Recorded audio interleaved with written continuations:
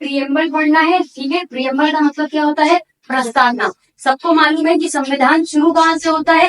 प्रस्तावना से। ये जो वर्ड है प्रियम्बल यानी कि प्रस्तावना, ये एक लैटिन भाषा है। ये जो लैटिन भाषा है, इस लैटिन भाषा में एक शब्द आता है जिसको हम लोग प्रियम्बुलस कहते हैं। प्रियम्बुलस का मतलब होता है टू गो बिफोर या इंट्रोड्यूस। इंट्रोड्यूस का मतलब क्या होता है? अपना परिचय देना। आप कहीं पे भी खड़े होते हैं तो सबसे पहले अपने बारे में क्या करते हैं? जो नए जगह पे नए लोगों के पास जाते हैं तो क्या करते हो? अपना परिचय देते हो, ताकि एक उनको आपका एक ओवरऑल व्यू मिल जाए आपके बारे में। लगभग 195 टोटल कंट्रीज है। उन 195 कंट्रीज में मान के चलिए कि 190 कंट्रीज के पास रिटेन कॉन्स्टिट्यूशन है, लिखित संविधान है। कुछ ही 4-5 कंट्रीज ऐसे हैं जिनके पास लिखा हुआ संविधान नहीं है।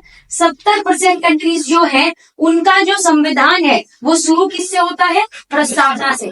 अमेरिका सबसे पहला कंट्री है जो अपने संविधान का शुरुआत प्रस्तावना से किया है, और उसके बाद ही बहुत सारे कंट्रीज उसको अडॉप्ट किए। इंडिया भी उन्हीं में से एक है जिसको अडॉप्ट किया है।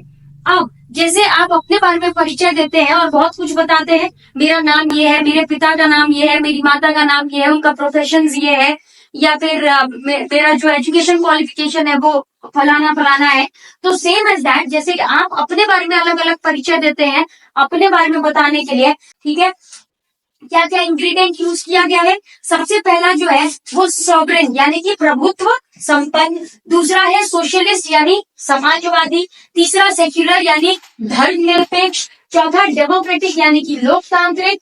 रिपब्लिक यानी गणतंत्र। और जस्टिस यानी कि न्याय। इक्वलिटी समानता। फ्रेटर्निटी मतलब भाईचारा।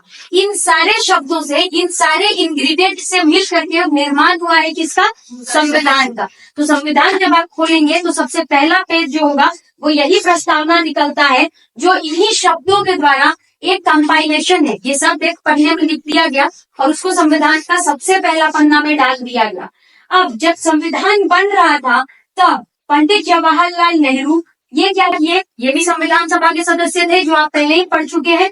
तो पंडित जवाहरलाल नेहरू जो संविधान सभा के सदस्य थे, वो एक ड्राफ्ट प्रस्तुत करते हैं संविधान सभा में। कॉन्स्टिट्यूएंट असेंबली में एक ड्राफ्ट प्रस्तुत किया जाता है पंडित जवाहरलाल नेहरू के द्वारा।